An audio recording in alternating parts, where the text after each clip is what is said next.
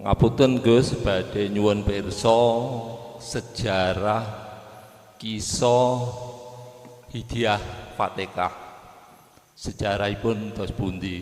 Matur suwun. Assalamualaikum warahmatullahi wabarakatuh. Waalaikumsalam warahmatullahi wabarakatuh. Ini menyangkut masalah birrul walidain. Kita bagusi pada orang tua ketika orang tua masih hidup di dunia. Kita juga berbagus terhadap orang tua saat orang tua itu sudah meninggal.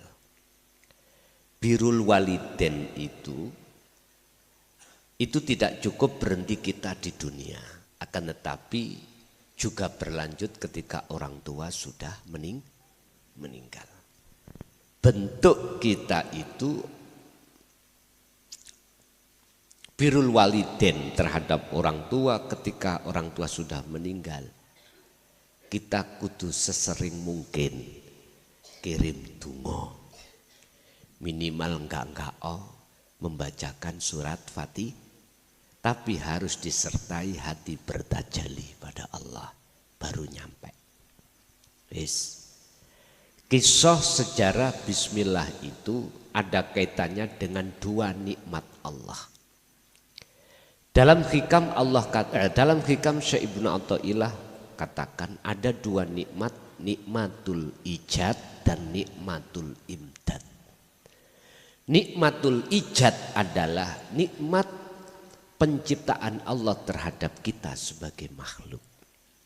Nikmatul imdad itu dibagi dua, yaitu nikmat di mana Allah melayani Anda.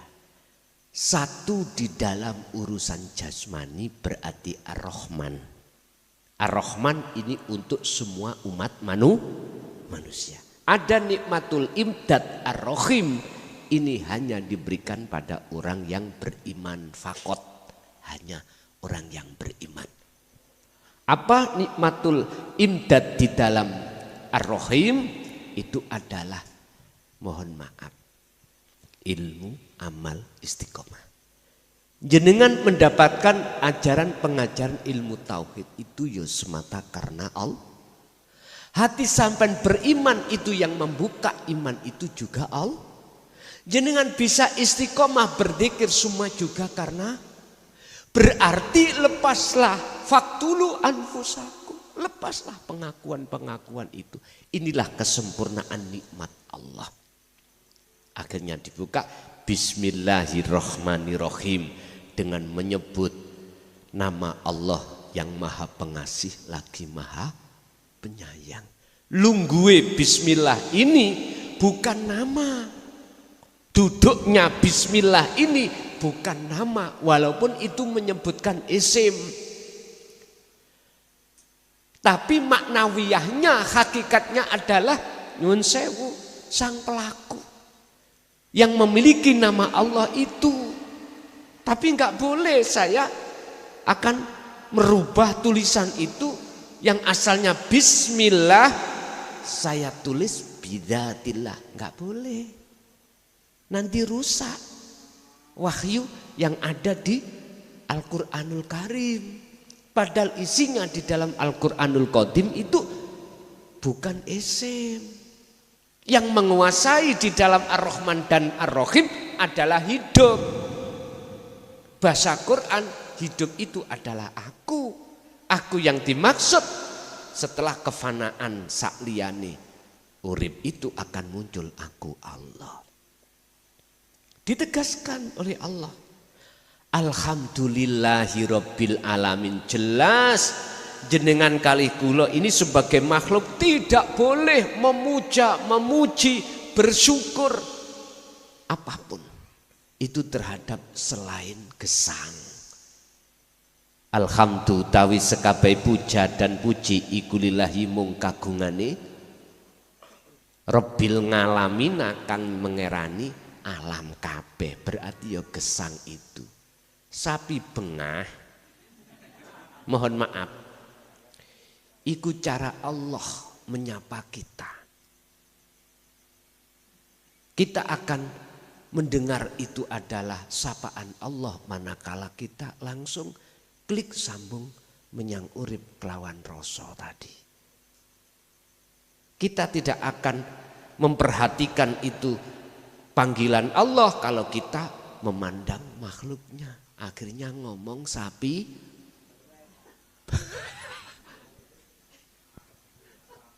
Allah ya karim. Rabbul ngalamin yaitu ngalamine ya sapi bengah kuwi mau. Ya ta? Pun. Maliki yaumiddin. Di situ adalah raja yang menguasai dari zaman apapun, lebih-lebih zaman akhir. Artinya yang menguasai jasad sampean dan ruhannya sampean gak ono maneh kejaba urip.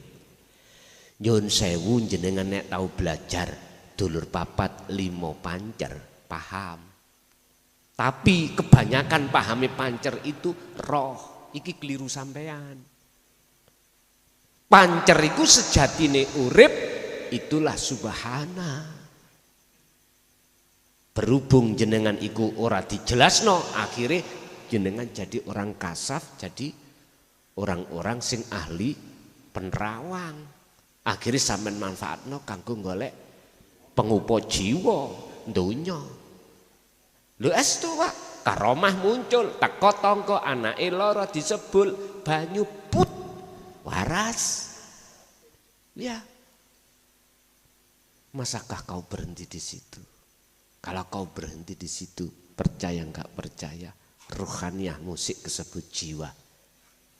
Makanya Allah mengapa memanggil jiwa? Karena ini ruh yang belum fitrah. Ya ayyatuhan nafsul mutmainnah. Wahai jiwa yang tenang, irji'i do balio siro ila rabbiki maring pangeran siro. Mengapa ayat ini diturunkan? Karena ruh yang disebut jiwa itu belum kembali. Kok wis kembali gak mungkin muncul irji'i ila rabbiki. Ngoten lho Pak. Menisan ngajiku mesisan. Aja setengah-setengah, nek setengah kok boleh. Iku mang boleh bunuh diri bang. Bapak Ibu hadirin, kalau kita teruskan, iya karena budua iya karena stait. Mungkin kalau ringkes nanti ini kalau proses dhisik. Pundisi yang dimaksud hanya kepadamulah aku menyembah dan minta pertolongan.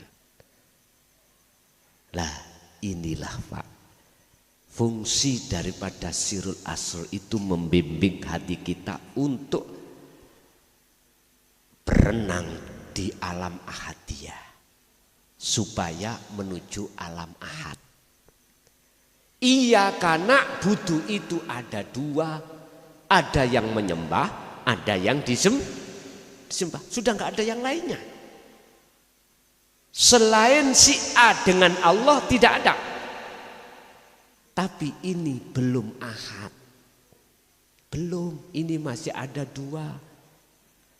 Piye carane, bagaimana caranya ini tidak ada dua. Yang dimaksud ahad tunggal itu tidak ada yang lain bagaimana. Bapak Ibu hadirin, kembali lagi kepada materi tadi. Jikalau kau ingin bertemu Allah, ingat kesimpulan ini bertemu. La ibsorun wa mubsorun wa basorun. Yang melihat tidak ada. Yang dilihat juga tidak ada. Mata untuk melihat sudah tidak ada. Terus yang ada apa? Oh, sampean deleng mriki. Ngene sik gak paham ya mbuh rek. Dulu mas saya nyun sewu, yang kupandang orang terdekat saya, orang tua, sebagai guru saya, nggak pernah tutunung ini. Saiki wis enak. Saya hanya dibekali, son kamu harus ketemu susuane angin. Ya Allah Pak, sampai ndas ngeluh. Nanti kalau dijotos sabayu gara-gara kalau ketemu lesus. Ya iku tak pikir susuane kan umet-umet gini. Dijotos sak pol-pole Pak. Ternyata bukan itu. Mbok yo kari ngene tok ngene apa sih? Ternyata ketika itu saya bertanya, mengapa jenengan enggak buka? Jawabannya sederhana, bukaan niki kamu. Apa jawabannya? Birriyadati wal azkar. Supaya awakmu terus ruh rasane soro berzikir. Ruh rasane riyadoh ambek berzikir. Ngonten nah. Nggih pun nek ngoten. Akhirnya zaman untuk sekarang enggak begitu, Pak. Allah lawaman temen. Wis ta, buka lebar. Tapi hati-hati. Ada apa Allah buka seperti ini? Terang-terangan. Dulu ditelikkan. Lah ngoten nggih? Disembunyi. Mengapa sekarang tidak? Bahasane wong Jawa. Ya iki keleme gabus, kambange linggis. Ono ta Pak linggis kambang? Hati-hati. Kalau boleh saya bocorno supaya maksudnya itu sampean luwih greget hati mengutamakan hubungan dengan Allah daripada hubungan dengan selain ngeten. Allah iki wis pegel cuk.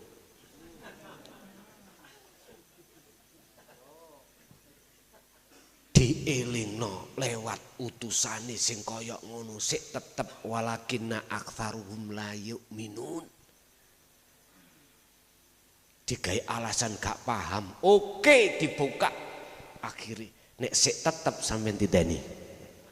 Sejarah umat-umat Rasul dihabiskan Allah dengan cara Allah. Entah. Ini berarti tanda Allah mau menghabiskan. Wa ahlaknahum wa zayyanahu ma'ahu. Nabi Musa ikut diselametno sama orang-orang yang mengikuti Musa. Nabi Nuh ikut diselametno Allah dengan orang-orang yang mengikuti Nuh. Tapi wa ahlaknahum, Allah menghancurkan mereka yang tidak mengikuti Nabi Nuh. Diselametno ning jero kapal. Walaupun sebesar apapun banjir itu tsunami. Wong namanya kapal ada di atas air. Kalau airnya surut ikut turun. Nyun sewu, kita di dunia ini dihadapkan dua takdir. Sugih dengan melarat.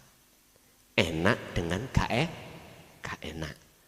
Loro dengan sehat, sakit dengan sehat. Macam-macam dua. Kita akan terombang-ambing, kita akan mohon maaf Pak, kita akan tenggelam di dalam persoalan itu karena kita itu tidak ada di kapal. Apa itu kapal? Itulah wadah dinul haq, takwa jenengan. Kalau jenengan kali kula atine enggak memegang takwa, wis lah pusing-pusing sing sugih, apalagi sing melar.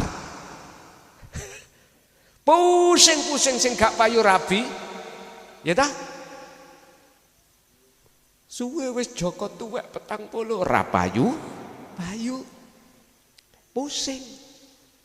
Jangankan jenengan sing durung payu, sing wis payu lu golek maneh, pusing golek mah. Atau nyun sewu, gewegeran terus ning jero rumah tangga yu. Persoalan sekecil apapun jadi besar. Pusing. Wis ta, enggak ada ketentraman hati.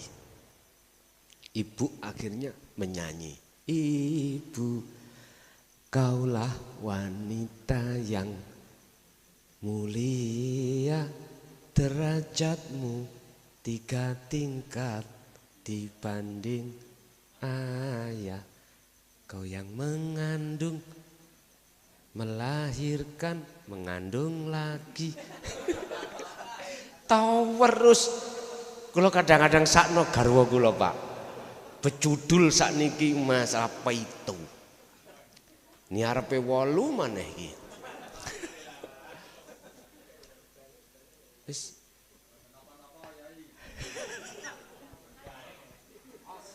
padahal ya durung tak sentuh balas.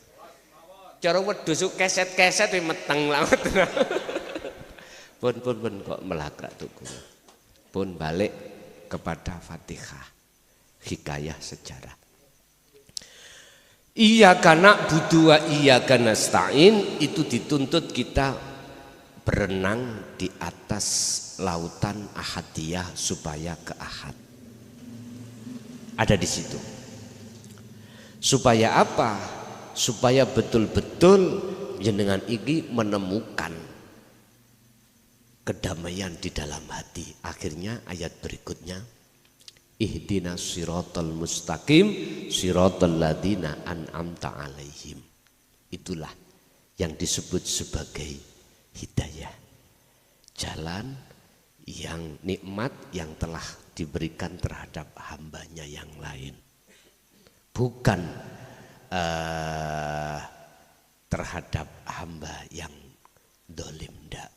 Kan ghairil maghdubi alaihim walad, hidayah yang diberikan terhadap hamba yang sudah mendapatkan kenikmatan tapi bukan hamba yang berbuat dolim, yang Allah sesatkan. Siapa yang Allah sesatkan? Contoh saya tersesat di dalam loroh maksar tadi. Ngadepi kondisi apapun mesti khawatir, gelisah, susah. Ini berarti tanda kalau rohaniah kita disesatkan oleh Allah. Sebab apa? Sebab kita menolak ajaran Allah di jalur dinut tauhid. Intinya Fatihah itu adalah pengajaran Allah khusus tentang dinul haq untuk menjadi hati yang ahad. Titik. Dengan begitu maka dia akan mendapatkan hidayah atau rahmat. Buktinya hatinya selalu damai mekaten. Masih ada? Ibu ada? Oh bapak, oh, enggak.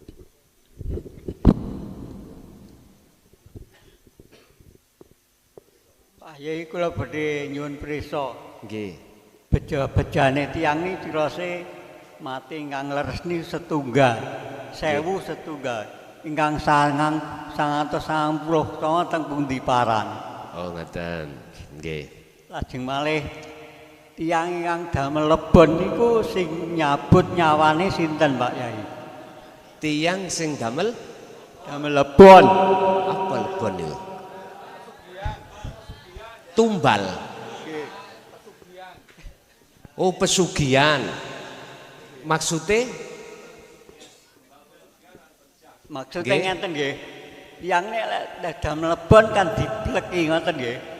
Lek pun kira-kira ajeng mati niku sing nyabut nyawane sinten? Sinten lho ngoten.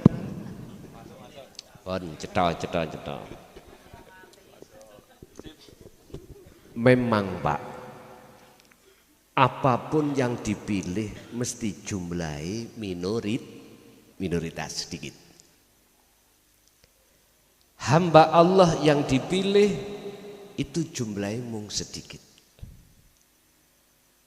Yang dipilih adalah kalau kita lihat di dalam surah Ali Imran ayat 31 Allah dawuh, "Kul katakan Muhammad, in kuntum tuhibbunallaha fattabi'uni." Jikalau hambaku ingin kujadikan sebagai kekasihku, maka suruh ngikuti dirimu. Oh ngoten nah, nggih. Akhirnya Rasulullah dawuh, fattabi'uni, jikalau kau ingin cintamu diterima oleh Allah dan dijadikan sebagai kasih, maka ikuti saya, kata Rasul. Tak tanya, ngikuti jenengan yang bagaimana. Umat Islam jujur mawon, ngikuti Kanjeng Nabi iku mung syariat tok pebajakan. Sampeyan hitung. Syariat tok. Nyun sewu, dari manapun golongan kita, apapun bendera kita, mayoritas kita umat Islam, ngomong Islam ya, itu kebanyakan ngikuti hanya syariatnya Kanjeng Nabi saja. Bah niku dari beberapa ijtihadul ulama yang menjadi madhab Syafi'i, Hanafi, Maliki, Hambali atau imam-imam yang lainnya. Bicara syariat iku mayoritas. Tetapi yang mengikuti beliau dengan sempurna sak hakikati ruhaniyah ini itu pilihan Allah. Karena apa? Karena banyak di antara golongan kita sebagai manusia ketika saat diajarkan tentang dinu tauhid lari Pak, menjauh. Makanya sampai jangan heran kalau ngaji babakan seperti ini yang datang kena dihitung jari. Coba kalau ngajinya itu nyun sewu, apalagi sudah viral babakan jobo niku nggih, wah beleduk. Tahu beleduk nggih? Zama berjubel-jubel. Padahal endingnya itu yang dibahas adalah alam mukhadharah dan alam mukasyafah. Tidak pernah menyentuh alam musyahadah. Padahal Allah sudah katakan dalam surat Al-Qasas, wabtaghi fima atakallah darul akhirah. Pertama kali yang harus kau cari adalah musyahadah. Darul akhirah adalah kehidupan akhirat.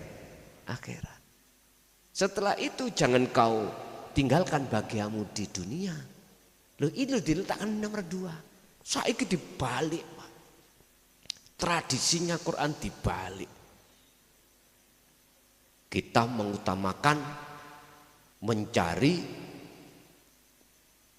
kehidupan dunia. Sampai saendi.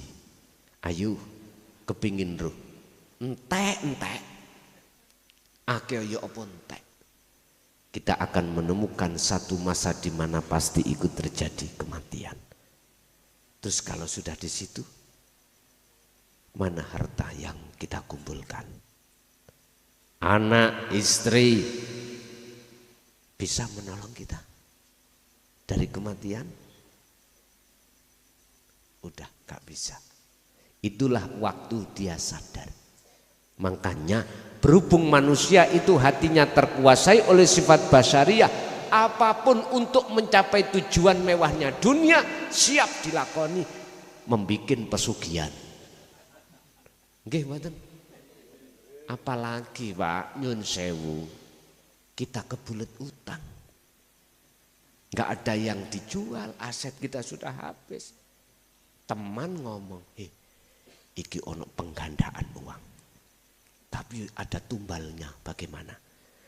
Wes sasak Pak.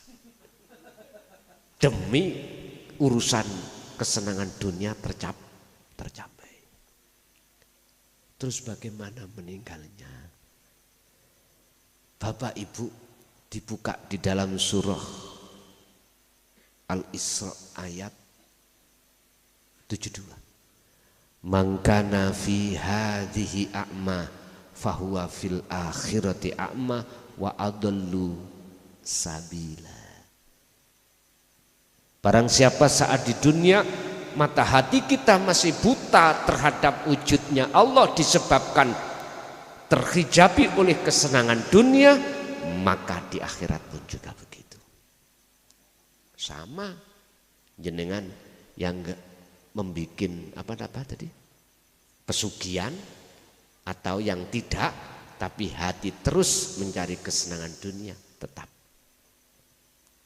Ini wis dinas Allah bagi mereka yang apabila didatangkan ajaran tauhid dan diserukan oleh Kanjeng Nabi, dia tetap gak beriman. Dinas Allah di dalam surat At-Takatsur, alhaakumut takatsur, mereka itu akan lalai selama-lamanya terhadap Allah hatta zurtumul makobir, sampai kematian ya udah.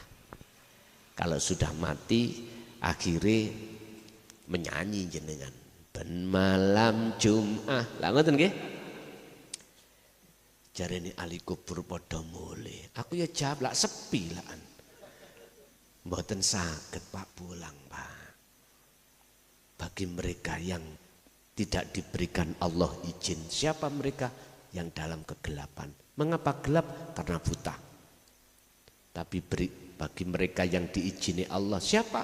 Mereka yang sudah masuk di alam terang. Ibarat jenengan dari ngaji pulang, kalau sampai buta merem, tak jamin gak bisa nyampak rumah. Tapi kalau jenengan gak merem alias tidak buta, padang, sampai pasti nyampe rumah. Logikanya seperti itu. Gini kok sih tetap gak percaya, aku gak bisa mengerti. Allah dekati seperti ini, kok jenengan kali kula kok ya mengatakan susah untuk melihat dan bertemu Allah. Aku gak habis mengerti. Ini ngarep sampai niki lho wujude Allah. Kurang ekstrim, oke. Wujud raimu iku wujude Allah. Kurang ekstrim lagi. Bapak Ibu mohon maaf ya. Ingat, tadi sudah saya katakan, Allah sampai jelentrehna seperti itu ada maksud sebentar lagi penghapusan peta.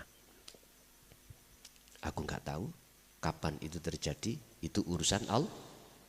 Wis, sisa umur kita ini gunakan untuk alladzina yadhkurunallaha.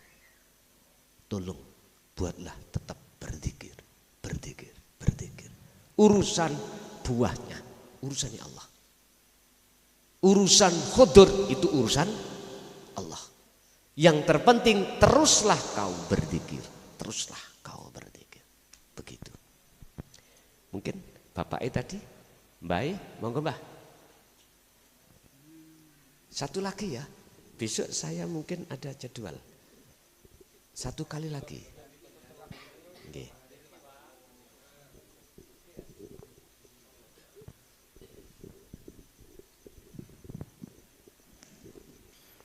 Assalamualaikum warahmatullahi wabarakatuh. Perlu diperkenalkan, nama saya Sukran, keluarga sini saja. Yang ingin kami pertanyakan yaitu yang ada hubungannya dengan ilmu syariat, ilmu torekot, ilmu hakikat, dan ilmu ma'rifat. Yang kami tanyakan, empat-empatnya itu apa bisa dipisah-pisahkan atau tidak? Begitu saja Gus, mohon penjelasan. Terima kasih. Ya ayyuhalladzina amanu dzkhulu fis-silmi kafah wala tattabi'u khutuwatis syaiton innahu lakum aduwwum mubin. Wahai orang-orang yang beriman, iki iman yang nurul iman, Pak, bukan yang hakul iman. Kalau hakul iman, imannya sudah benar. Ini Allah manggil, udkhulu, lewat kata perintah, masuklah kamu fisilmi, di dalam agama Islam kafah halih sampurno. Masuklah kamu di dalam agama pasrah, agama Islam dengan sempurna. Mengapa demikian Allah manggil orang yang beriman? Karena imannya belum ihsan. Karena kita muter-muter aja di dalam syariah thariqah, tidak mau naik ke hakikat menuju makrifat. Duduknya ihsan itu hanya ada di hakikat dan makrifat. Karena kita manusia, Allah bekali jasmani dan rohani. Jasmani kita dididik Allah ilmu syariah, rohani kita dididik Allah ilmu hakikat.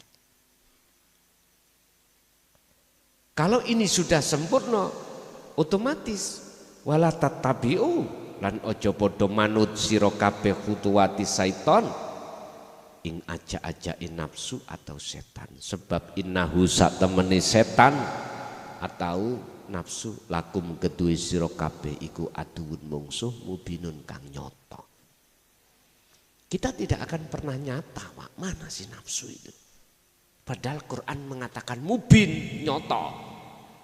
Kok kita nggak pernah ketemu? Oke. Kita sebelum berperang kita harus tahu siapa musuh kita. Kita akan tahu itu musuh kita kalau kita bertemu musuh kita. Siapa sih nafsu itu? Yang di dalam surat Yusuf Allah katakan inna nafsala amaratum bisu. Manakala dalam hati kita ada rasa yen kita yang sholat itulah nafsu. Mana khotir, mana bisikan, mana warid yang mendorong supaya kita merasa keakuan diri hamba yang melakukan itulah wis nyoto toh. Baru kalau sudah nyoto perang ngono. Belum tahu nafsu wis perang. Alimo kaya opo kita Pak, masih alim iblis Pak. Lu estu lebih licik. Iblis iku umpama halus lebih halus daripada angin, lembut lebih lembut daripada air. Kita sudah ngomong hanya kepadamu lah aku menyembah ya Allah. Pret. Antiling wedhus. Aduh. Bapak Ibu, apakah bisa dipisahkan antara syariat thariqat hakikat makrifat? Kalau saya jawab yang pantas itu bukan dipisahkan tapi berantai. Berantai. Nyun sewu gak ujuk-ujuk disebut jagung. Niki wonten prosesi. Ada prosesnya. Kita enggak ujuk-ujuk mengatakan rokok. Ada prosesnya, Pak. Terus siapa yang menamai rokok? Terus ilahun wahid, siapa menamai Allah? Bagi umat Islam. Bagi Nasrani Allah. Bagi Hindu Sang Yang Widi, Sang Yang Dumadi, siapa yang menamai? Nah, gak ujuk-ujuk rokok Pak, semua ada prosesnya. Dan proses itulah kami sebut sebagai syariat. Apa sih syariat? Kita manusia. Itulah ilmu yang mendidik jasmani supaya jasmani ini taat di dalam menyembah pada Tuhannya. Akhirnya dididik. Sholat, bagaimana cara ilmu sholat. Duhur berapa rakaat, berdiri, bacaannya apa, ruku apa. Ditata di dalam hukum syariat. Ini disebut syariat. Ilmu untuk mendidik jasmani karena ini amal ibadah yang dilakukan secara jasmani. Lalu thariqah, jalan Pak. Tidak bisa dipisahkan antara jalan dengan antar thariqah dengan syariat, nggak bisa dipisahkan. Karena antara kendaraan dengan jalan ini nggak bisa-bisa, selalu membutuhkan. Apa thariqahnya syariat itu? Adalah nama sebuah ibadah apapun. Ibadah murni, sholat itu nama sholat. Nama sholat itu thariqah Pak. Iku thariqah. Zakat, puasa, haji itu nama iki thariqah. Dan inilah yang Rasulullah lakukan. Sekarang ibadah selain murni, tidak murni, kerja. Rasulullah kerja. Iki thariqah, nama kerja. Beliau jadikan untuk bertemu Allah hakikati. Hakikat itu tujuan. Berarti jenengan kesini bawa sepeda, apa tujuannya? Ngaji, itu hakikatnya. Lah, ini kalau tidak diajarkan ilmunya hakikat, ilmunya tujuan, nggak bisa nyampe tujuan, Pak. Nggak bisa. Kita ruhaniyah ini dididik dengan dinut tauhid, itulah ilmu hakikat, supaya ruhaniyah itu betul-betul mempunyai tujuan menyembah benar kepada Allah. Lah, nanti kalau sudah dididik dengan ilmu hakikat, tujuannya tahu, berangkatlah jenengan dari rumah. Oh, ngaji di desa apa tadi? Sidoarjo, Kecamatan Ponggok, Kabupaten Blitar. Berangkat. Mapnya ada, alamatnya lengkap, udah berangkat. Seret. Jenengan nyampe di sini, inilah nyatanya hakikat disebut makrifat, ketemu sudah. Dari penjabaran ini apakah bisa dipisahkan? Miturut proses awal enggak bisa. Tapi kalau sudah nyampe di sini, mohon maaf, mau tidak mau, kendaraan jenengan parkir, dalan ya sampean parkir. Jenengan tinggal nyotone hakikat yang disebut makrifat gayeng di sini. Ya sudah. Ngopi, rokokan deh gitu ya. Artinya ruhaniyah kalau sudah ditarik Allah di makom musyahadah, mohon maaf sekali lagi. Allah meletakkan di makom khos apa khawasul khawas. Nek khos akal sak batin jenengan hati gendeng nang Allah, akhirnya disebut jadab. Wong jadab gak wajib wong gendeng kok. Hukum syariat tidak bisa menyentuh, Pak. Wong jadab iku makhluk wong gendeng digori aklen. Dan orang jadab tidak akan dikasih Allah 4 sifat. Sidik, tablek, fatonah, amanah. Enggak. Hanya yang di khawasul khawas. Ketika ruhannya ditarik Allah di musyahadah jelek, terus diletakkan di khawasul khawas, maka akal ini masih bisa berinteraksi dengan urusan dunia, hati tidak bisa. Hati gendeng mung Gusti Allah. Berarti ruhaniyah tok sing gendeng, akale niki mboten. Akhirnya bisa sosialisasi, datang sesama. Watawasau bil haq, watawasau bis sober. Akhirnya di situ. Inilah Rasulullah illa rahmatan lil ngalamin. Bon. Akhirnya tumbuh tabi'in, muncul bermunculan pengikut-pengikutnya, meneruskan Rasulullah sampai akhir zaman. Ditutuplah Nabi Isa, diturunkan sebagai penerus syariatnya Rasulullah. Syariat yang bernuansa hakikat itulah Rasulullah. Kita pada umumnya syariat doang, mau hakikat. Kebanyakan umat Islam seperti itu. Akhirnya jangan harap kondisi itu saged nyaman, kondusif, nggak bisa. Gegeran sing yo, sing gak seneng tahlil, tukaran sing seneng tahlil. Sing seneng kunut tukaran ambek sing gak seneng kunut. Nyon sewu ngomong agama akhirnya perang antara agama. Ya iki jadine. Makanya bener iblis, Pak. Nek diangen-angen niku biyen niku. Gusti, napa mboten dadekno donya iki tumpah darah? Ya bener ta nggih? Tapi Gusti Allah dawuh inni a'lamu ma la ta'lamun, sesungguhnya aku luwih ngerti ketimbang awakmu. Langsung cepat mingkem iblis itu. Artinya apa? Nek jenengan estu rohania sudah hudur nang Allah, gak ada yang salah,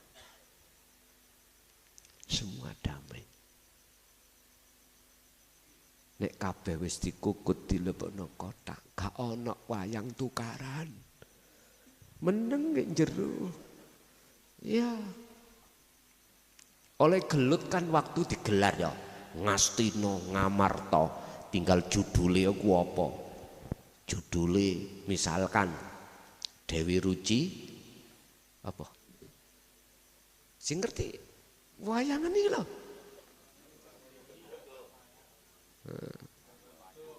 Lah ngoten niku nek cara cilikan kula biyen, Pak. Dalang iku sampai subuh biar itu durung mari. Sakniki mboten nek. Gitu. Dimulai paling enggak jam 09.10 tandaan ket sore ya. Dirawingkes akhir durung subuh wis buyar. Mangkane saiki dalang iku gak pati ana sing pakem. Ya toh? Jejer gak ana, diringkes-ringkes. Nggih. Nggih pun Bapak Ibu, jadi jawabannya saya tidak mengatakan dipisahkan, tapi disendekno, diparkirkan. Mengapa harus diparkir? Karena nanti bek-beke sampean kundur, sampean pakai melih. Artinya barangkali jenengan ini nanti diturunkan Allah jasmani ini di tengah syariat itu nanti berjalan lagi. Wis syariat, thariqat, hakikat, makrifat. 4 hal yang sebetulnya itu tidak bisa dipisahkan ketika saat jasmani dan rohani ini masih manunggal. Nek enggak manunggal niki sing isok dipisahkan. Berhubung masih manunggal, buktinya jenengan ning dunya tidak bisa dipisah.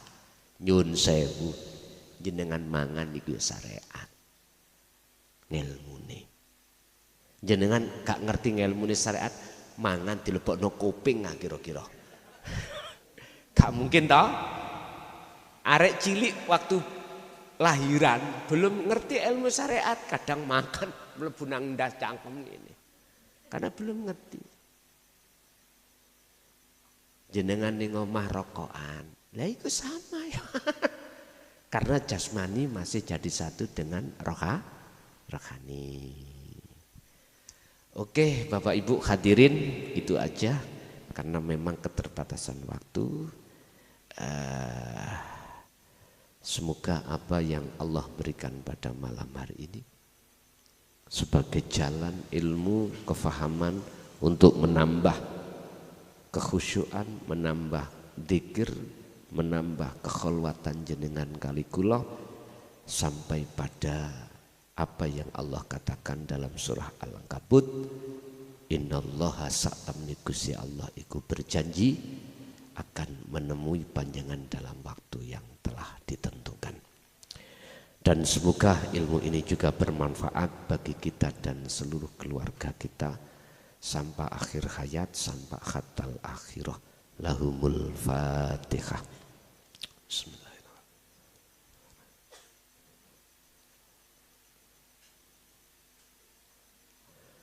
Allahumma shalli wa sallim ala sayyidina Muhammad. Alhamdulillahi rabbil alamin. Allahumma ya Fattahu ya Alim, iftah lana bifutuhil arifin daqa'iqul asrar wa ila auladina wa azwajina wa dzurriyyatina wa ahli baitina ila yaumiddin. Ya Allah, nawwir qulubana wa ilaihim binuri ma'rifatika ya Allah. Qabla mautihim, qabla mauti wa mautihim. Allahumma yassir lana ya Allah fi kulli umurina fid dini wad dunya wal akhirah wa ilaihim. Allahumma barik lana wa ilaihim fi akhwalihim wa ilaina. Rabbana atina fid dunya hasanah wa fil akhirati hasanah wa qina adzabannar. Wassallallahu ala sayyidina Muhammad. Alhamdulillah. Al-Fatihah.